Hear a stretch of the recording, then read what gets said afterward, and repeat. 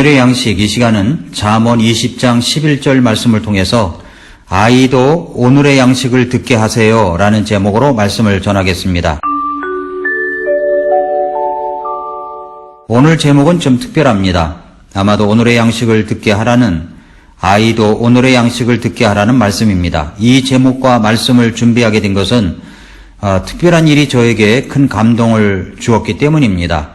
그것은 어린 아이라고 할지라도 말씀을 잘 들으면 자신을 주님께 드릴 수 있고 헌신할 수 있다는 사례를 직접 보았기 때문입니다.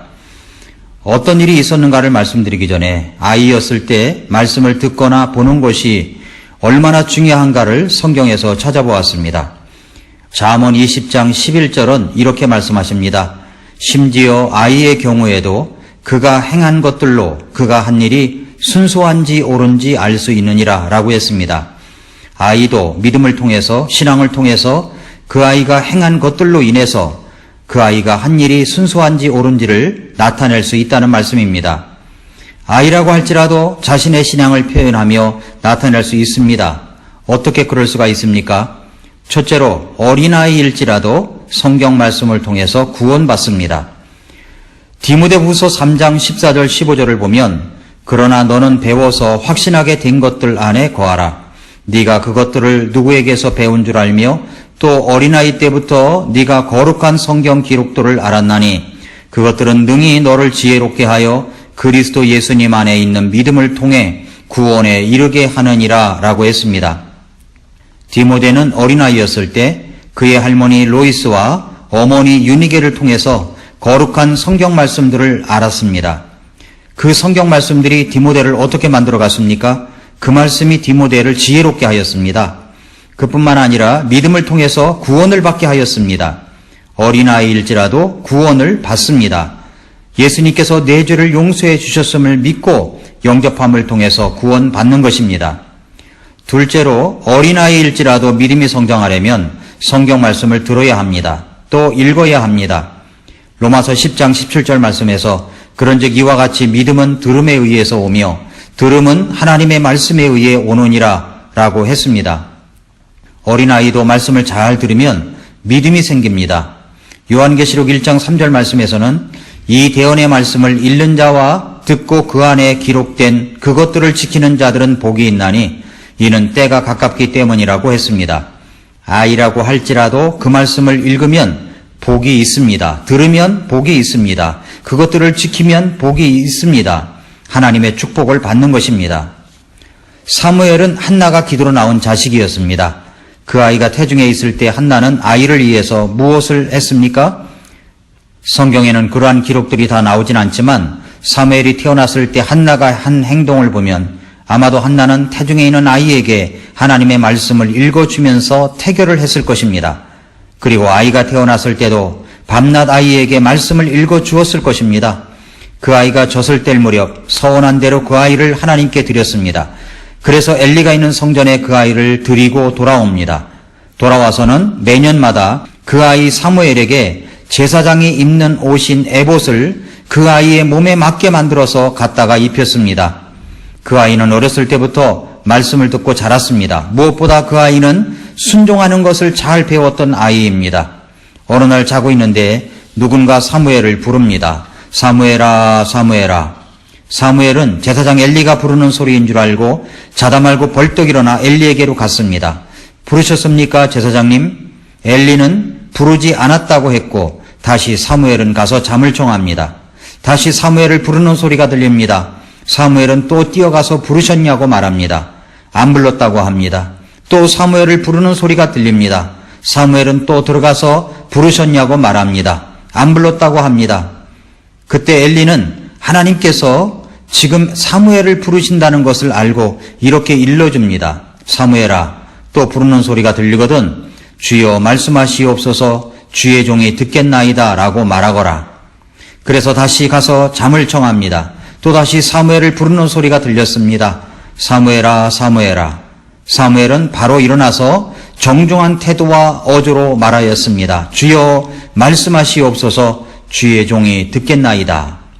주님은 그러시면서 이스라엘에게 행할 일들, 특별히 엘리 제사장의 집에 대해서 하실 일을 어린 사무엘에게 말씀하셨습니다. 아이라고 할지라도 주님의 성경 말씀을 통해서 주님께서 말씀하시는 것을 들을 수 있습니다. 그러므로 어린아이일지라도 말씀을 듣게 해야 합니다. 특별히 아침에 오늘의 양식 이 말씀을 우리 아이들도 듣게 했으면 좋겠습니다. 제가 알기로 엄마와 함께, 고모와 함께, 또 아빠와 함께 이 말씀을 듣는 우리 교회 아이들이 있는 것으로 알고 있습니다. 들으면 아이일지라도 믿음이 생깁니다. 세 번째로 어린아이일지라도 말씀을 들으면 믿음이 생기고 또 그 말씀대로 헌신하며 살아갈 수 있습니다. 모세는 나이 40에 이집트에서 자기 민족 이스라엘 백성들이 고통받는 모습을 보면서 자기 민족을 위해서 자기가 무엇인가 할 수 있는 일을 찾았습니다.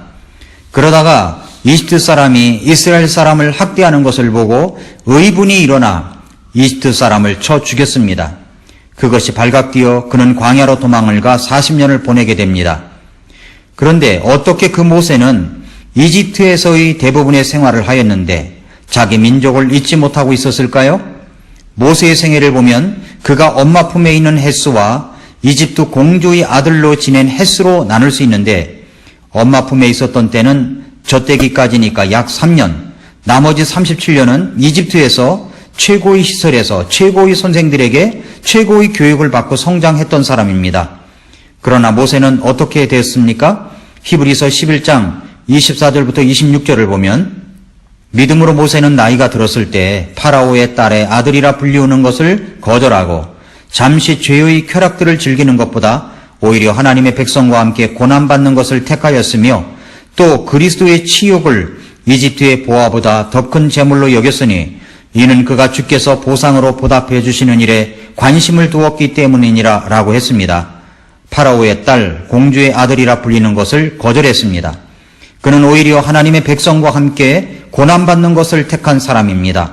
왜 그랬을까요? 그는 주께서 보상으로 보답해 주시는 일에 관심을 두었기 때문이라고 성경은 말씀하고 있습니다. 어떻게 그렇게 할 수 있었던 것입니까? 믿음으로입니다.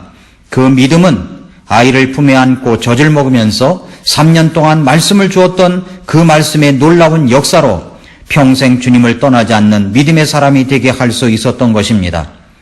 그래서 잠언 22장 6절에서 아이가 마땅히 가야 할 길로 아이를 훈련시키라. 그리하면 그가 늙어서도 그 길을 떠나지 아니하리라 라고 말씀하셨습니다.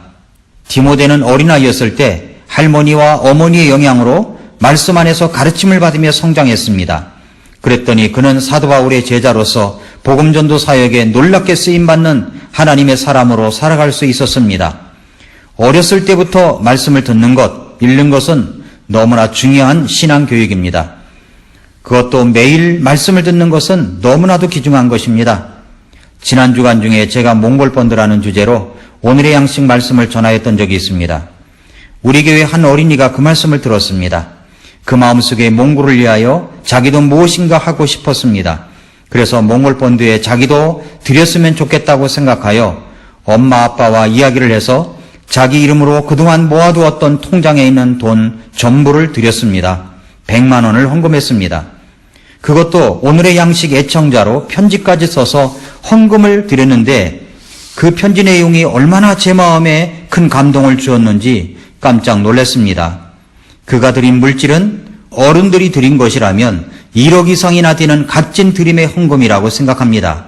그 어린아이의 주변에 엄마가 있고 아빠가 있고 고모가 있어서 믿음의 영향을 끼쳤기 때문일 것입니다. 고모가 매일 오늘의 양식을 들으니까 자기도 듣고 그 말씀에 은혜를 받은 것입니다. 이번에 몽골본드에 어린이들의 투자가 몇몇 눈에 띕니다. 하나님께서 이 아이들의 인생에 누가복음 6장 38절 말씀으로 30배, 60배, 100배로 축복해 주실 줄 믿습니다.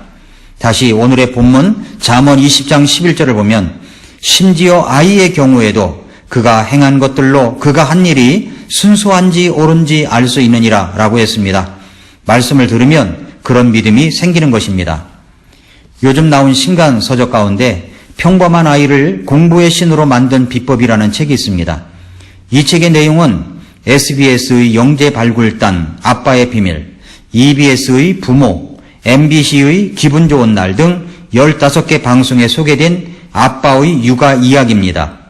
푸르미닷컴, 한솔교육나라, 기탄교육, 하이멘토의 칼럼을 연재하며 슈퍼데디란 별명이 붙기도 한 저자의 기적같은 육아법을 담고 있습니다. 이 부모는 가난하기 때문에 1년에 한 번 집을 옮길 수밖에 없는 형편 속에서 이사를 할 때마다 가장 중요하게 생각한 것이 도서관과의 거리였다고 합니다. 매번 사줄 수 없는 책이 쌓여 있는 곳, 누구에게나 마법 같은 인생을 선사하는 곳, 가난과 형편을 고려하지 않고 내 아이를 미국 상위 3%에 드는 사람으로 만들어 줄 수 있는 곳이라고 믿었기 때문입니다. 그렇게 해서 두 아이가 초등학교 졸업 전까지 읽은 책이 무려 6만여 권에 달한다고 합니다. 사교육 없이 그렇게 책으로 키웠습니다. 그런데 이 책의 가장 중요한 것은 아이들에게 코칭을 하면서 부모가 먼저 책 읽는 모습을 보여주고 공부하는 모습을 보여주었다는 것을 강조하고 있습니다. 제가 강조하려고 하는 것이 이것입니다. 엄마 아빠가 먼저 본을 보이면 아이는 따라서 한다는 것입니다. 엄마가 오늘의 양식 말씀을 매일 듣고 기도하고 그 들은 말씀대로 실천하는 모습을 보이면 아이도 그렇게 따라합니다. 아빠가 오늘의 양식의 말씀을 듣고 감동 많은 말씀을 가지고 기도하고 그 들은 말씀대로 실천하는 모습을 보이면 아이도 그렇게 따라합니다. 부모가 보이는 모습대로 아이는 그대로 따라가는 것입니다. 부모가 예배를 소중히 여기면 아이도 예배를 소중히 여기고 부모가 교회를 소중히 여기면 아이도 교회를 소중히 여기는 것입니다. 사랑하는 성도 여러분, 오늘의 양식을 어린아이도 듣게 하시기를 바랍니다. 우리 아이들이 디모데처럼 사무엘처럼 에스더처럼 성장해 갈 것입니다. 이제 내일 모레는 그동안 기도하며 기다리던 우리 교회 창립 40주년 기념예배 및 새생명 전도 집회가 있는 주일입니다. 40주년이 새롭게 도약하는 부흥의 원년이 될 수 있기를 기도하고 있습니다. 이번 주일이 새롭게 도약하는 첫 주일이기를 바라고 기도합니다. 성도님들의 교회사랑, 성도님들의 희생과 땀이 어린 우리 교회가 앞으로도 건강하게 잘 성장해 갈 수 있도록 함께해 주시기를 바랍니다. 우리는 이번 주일 만당을 이루어 예배하는 모습을 보길 원합니다. 오늘 내일 마지막까지 최선을 다해 초청하고 기도하고 초청해 주시기를 바랍니다. 오늘도 더운 날 지치지 않게 건강한 하루가 되시기를 축복합니다.